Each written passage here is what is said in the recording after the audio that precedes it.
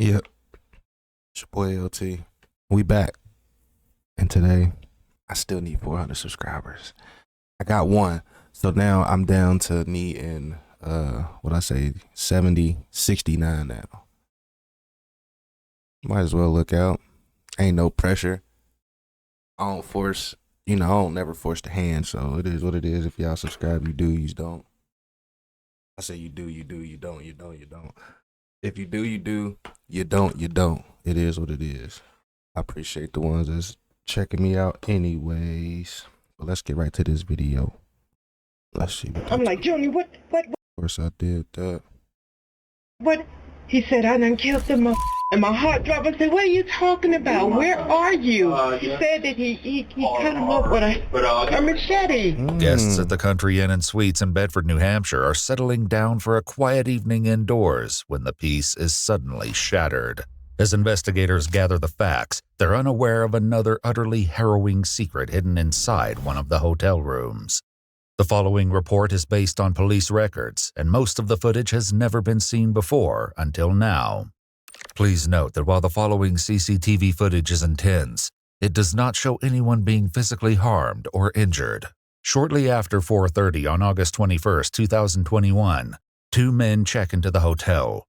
The one on the left is 28-year-old Nathan Cashman, and the other is 42-year-old Theodore Lucky.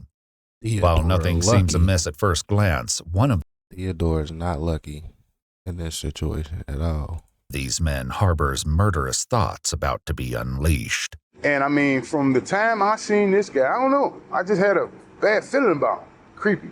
Minutes after this encounter, a witness in room 312 hears hair-raising cries from the hallway on the third floor. It sounded like a man screaming at the top of his voice, help me, and several times, 3 or 4 times. And then I heard somebody, it sounded like footsteps following him, behind him. And then I heard silence, but I heard like banging, like somebody was hitting the walls on the hallway a couple times. Then it was silent. And this is all things that you heard? I heard, yes. Did you see anything? No, I was not going to open the door. Okay. Although most witnesses stayed inside their rooms to avoid the danger, the hotel security camera captured the unfolding violence. A witness staying in room 218 notices two men at the end of the hallway engaged in an altercation.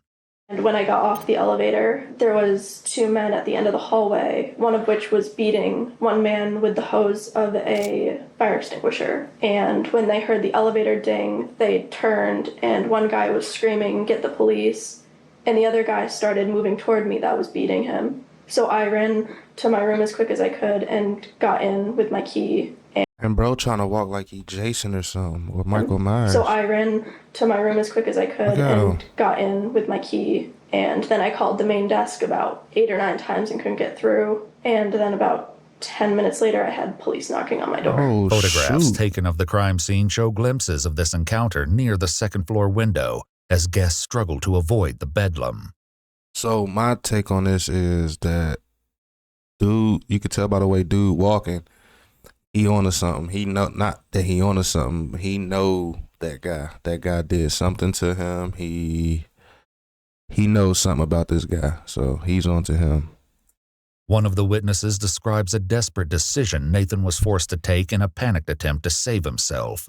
And when I came out, I look up, I said, oh man, this dude jumped out the window trying to save his life. You know what I'm saying? There's blood all on the window. The frame of the window's on the ground right there. And then that's when the other maintenance guy that's here was sitting in his car. I went over and told him, I said, man, did you see that? He said, no, I didn't see nothing. I was down on my phone. I said, man, look, dude just jumped out the window. 2 minutes later, at least 2 minutes later, there's a white guy running around the corner, and then all of a sudden, the guy came behind him with the black guy with the red hair had a machete in his hand. And he whacked him in the back of his head right before he went in and put like another gash of many gashes that this guy already had on him. So he goes in, and I'm like, oh man. As Theodore chases Nathan back inside the hotel, another eyewitness recounts what he observed inside the lobby as the assault nears its gruesome conclusion. The 2 people came blasting into the door, and the one in the front, the other guy was chasing, was saying, please help, please help. I saw the guy hit him once, and then we just got out of there. That was the last thing we saw. Security camera footage further underscores Nathan's desperate struggle to escape the malicious assault as witnesses look on in horror. As Theodore continues his relentless attack against Nathan, the front desk clerk inexplicably puts himself in grave danger while he's on the phone with a 911 operator. While it may seem that this situation is coming to an end, Theodore is just getting started, and another horrifying discovery remains to be uncovered behind the closed doors of this hotel. This horrifying attack in the lobby lasted almost 4 minutes, but it'll take investigators much longer to uncover the reasons behind such a cruel assault. 12 minutes later, the medical team arrives to check on Nathan. Paramedics note a deep laceration across Nathan's neck, suggesting that his throat had been slit, and declare his death. Unsurprisingly, a medical examiner will later note in the autopsy report that Nathan died from multiple chop wounds of the head, neck, and body. As Theodore flees the crime scene, officers are unaware that they're about to receive a lead from an unlikely location over 250 miles away. What's going on? My wife just got a call from her son. Okay. He just killed somebody in New Hampshire. Okay, he just got out of prison, apparently, and it's been back and forth down here. She comes home, she's all upset. I'm watching the game, me and my cousin, she blew my high. She tells me, Junior just killed someone. Where the hell was Junior at? He's in New Hampshire. I talked to him on the phone. Sure it was him? I'm positive it was him. Okay, and he's telling me, Dad, I understand, and I'm talking to him, telling him what not to do. Hey, I understand what's going on. He'll get killed tonight, okay, because they're looking for him. More officers from the Asbury Park Police Department in New Jersey arrive on the scene, and Theodore's mother, Vivian Brown, relays vital information. I got a phone call from my son. He was hysterical. He was cussing, and my son don't cuss around me. He's like, Mom, you was f***ing right. You was f***ing right. I'm like, Junior, what? He said, I done killed the mother. And my heart dropped. I said, what are you talking about? Where are you? He said that he cut him up with a machete at some hotel or somewhere. And I was like, where are you? Where are you? He said, I'm in New Hampshire. I don't know where I'm at. I said, well, whose car are you driving? I don't know. Mom, I'm lost. I don't know. I'm just going to tell you. I'll just tell you that I love you. I'm saying goodbye to you. I'm going away for the rest of my life. I don't give a damn. He's dead. I'm covered in blood. I don't know. Yeah. As New Jersey officers dispatch this information to the New Hampshire State Police, Vivian shares more about Theodore. He just got out of prison Mother's Day weekend, May the 7th. Has he ever acted out like this before? That's why he was in prison the last time. According to online reports, Theodore was convicted of sexually assaulting a 13-year-old minor in 2004, and in 2012 he pled guilty to 2 counts of kidnapping and served a portion of his sentence in the Northern New Hampshire Correctional Facility, where he met Nathan. Do you know anyone by a Nate or a Nathan? He just got out of prison, too. Okay. Evidently, they were lovers in prison. Shocked by what their son has just admitted to doing, Vivian has reached her emotional limit with Theodore. I understand. I'm not. Honey, as long as he's alive, that's all that counts. Okay? When he took that boy's life, he should have took his right along with it. That's the way I feel about it. You don't go around here killing nobody. I don't care what they do to you. You don't take nobody's life. I understand that, You don't honey. do that. I just don't want him to die for being stupid. He took someone's life. I don't want to hear that. He should have took his life right along with it. If he I wanted to take understand somebody's that, life, he honey. should have took it. Theodore's parents. Hey yo, I ain't gonna lie, that's a real mom right there, because she is not lying. Like, that's probably something my mom would say, or my grandma. Like, literally, that's probably something that they would say. So, hey, you do stuff like that, bro, you deserve to go with them. You deserve it. And I feel the same way. If that was my brothers or something, somebody told me your brother's just such and such, unalive someone at a hotel, I'm like, for what? Like, for one, I know my brothers, they wouldn't do nothing crazy unless they was provoked. But if somebody just came, I seen footage that they just randomly did that, I'm like, oh yeah, they deserve everything they got coming. My best friend, he like my brother. I used to live with him. His brother got life for a murder he helped somebody with, and he didn't tell who actually did it. He just took the rap, and I talked to I'm gonna have to cut his name out, but I talked to him and he said that he was like he deserved what he deserved what he got. He deserved what happened. You know, like far as like him getting time. He said he wasn't innocent. This is his little brother, so like him saying that is like, yeah, like you do it. You take the time. You not excluded from the BS. You do the BS. You know. So I feel her on Parents that. and the officers don't know yet that this is only a part of the crime he committed that day. Soon, a call comes in that changes the entire dynamic of the situation inside the apartment. Hello? He turned himself in. He's getting ready to walk in. Junior? Yes, Mom. Why, baby? Why? I love you, Mom. I love you too. Where you at? What police station you at? What police station is this? Bedford. Yeah. I took somebody's life, Mom. I did it. As Theodore speaks with his parents, one of the officers makes an alarming observation. He's on the phone. I don't think he's in custody yet. Junior, whose phone are you on? My phone. You are in handcuffs?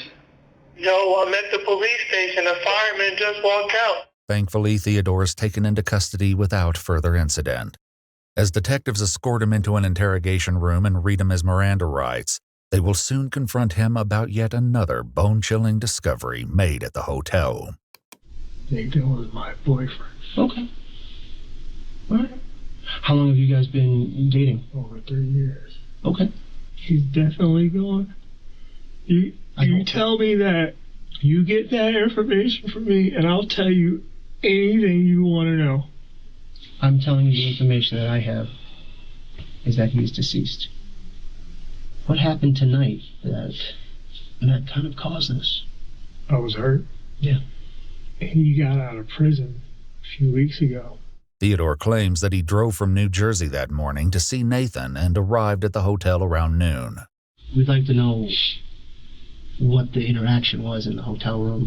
Yeah, we started arguing about him yelling at me.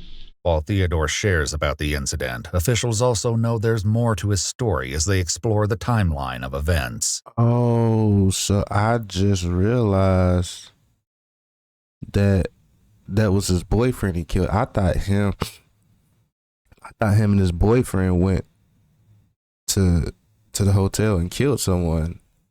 But I just realized that was his boyfriend he killed. They got to arguing. That's crazy. I guess you said, this dude did crazy. Stuff happen in the hallway, or was it down into the lobby? Or could you help us understand where things kind of happened?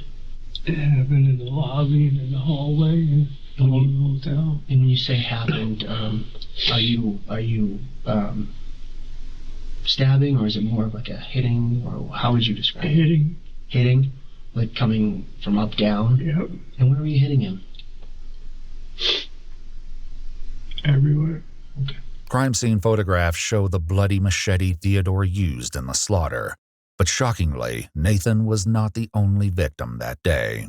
While officers were interviewing witnesses at the hotel, they discovered shocking security footage showing Theodore checking into the hotel earlier that day with 60-year-old David Hanford. But David didn't know that he was walking into a nightmare. What would really help us is there another person? Who's this other person? Later reports state that David is Theodore's ex-boyfriend and has known him for decades. Theodore later claimed that David believed they were at the hotel for a romantic weekend and knew nothing about his plans for Nathan. Who's the other gentleman that you were asking about? Is he... Dave. Dave? Okay. Where was Dave? In the room. So Dave was also in the room? In another room. Oh, okay. Did he come up with you from New Jersey? Okay. Wow. As officers started clearing the crime scene, they received information that there may be a second victim. As they cleared the hotel's third floor, they knocked and received no response from one of the rooms. Upon opening the door, officers found David completely incapacitated. Whoa. So you're in the hotel with Dave, and he's bound to like the bed or tied to the bed? Yeah. Okay. And did he do that sort of voluntarily, or was that something that you decided to do? Bro look like Chris Tucker, and he is crazy as hell. I ain't gonna lie, he looked just like Chris Tucker from this angle. But something wrong with dude, man. They need to quit Forget this investigation. Just put him under the jail. No trial, no court, no none of that. Straight to the jail. I mean, I know they want to know what happened, but man, put that man under the jail. Man, it's crazy. David, well, more so him, he likes the whole SM and bondage type thing. They found David covered in a hotel blanket with a belt wrapped around his neck and clear tape covering his nose and mouth. It appeared he'd been dead for some time. While it's still unknown what prompted Theodore to commit this horrifying act, the eventual answer is something none of the detectives anticipated. I told Dave that I was hoping for the best, but preparing for the worst. I told Dave I didn't want to hurt him. I wish that I could leave you in the room like tied to the bed. But because I told you everything, you might get out and tell everything. But I said, well, things go south. I knew what I was going to do. You didn't want him to get out? No. You mentioned you didn't want him to say what you had said about Nathan. Yep. Theodore claims that he kept David inside the room and eventually suffocated him to death because David knew about his plans. He feared that David might have escaped and warned Nathan about the impending attack. But to understand what motivated Theodore to attack Nathan, detectives must explore their relationship. 2 weeks prior to the events at the hotel, Theodore and his friends drove up to visit Nathan and noticed something odd about him. But then I came outside and I was talking to him and I noticed that there was a hickey on his neck. Oh, shit. A week later, when Nathan calls off their relationship, things spiral out of control. And he said that he was breaking up. I said, why? That's when he told me he had slept with some girl. Less than 2 weeks ago, you were telling me that you want to be with me, you want to marry me, and now you're moving in with your ex-girl. Bruh. He told me that he wanted to see me. Of course, I wanted to see him. Was that the plan today, just to meet up and to talk? We got him some good one.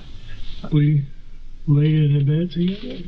He told me that it felt weird because in his head, he'd say he felt like he was cheating on his ex-girlfriend.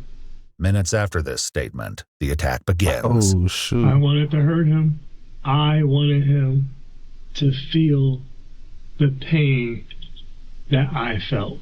Theodore's rage and feelings of betrayal led to the murders of Nathan and David. On November 7, 2022, Theodore pled guilty to 2 counts of murder in the first degree. He received 2 life sentences without the possibility of parole. He's currently incarcerated at the New Hampshire State Prison. And somebody like that deserves to be locked up for the rest of their life. Like, never have a chance to get out. That man is crazy. And it was all over some wee-wee, too. Like, that's wild. I don't understand that, but that ain't for me to understand. It ain't my business, but I'ma holler at y'all. Sub me up, look out, and let's get it.